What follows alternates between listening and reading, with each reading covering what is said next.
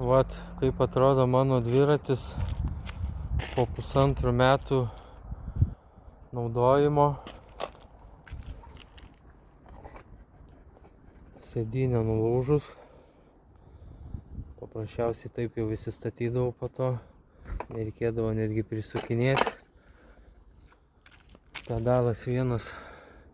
Irgi čia kažkur mačiau. Irgi vienu žodžiu, kai mini būna nebeina minti, pastringa.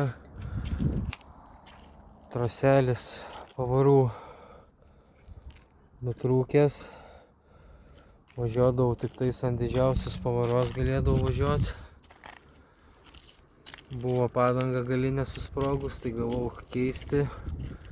Čia va blieka su vėla skyles pasidariau. Prisiveržiau, nes padanga liesdavosi. Kaladėlė stabdžių priekyje ir gale. Jau normaliai nudilusios vos stabdo. Tai va čia kas liko po 1,5 metų. Kiekvieną sekmadienį dirbant vairuotojų, važinėjant po Europą. Kas liko iš šito dviračio. Dabar nusipirkau naują. Sekantį savaitgalį važiuoju į reisą.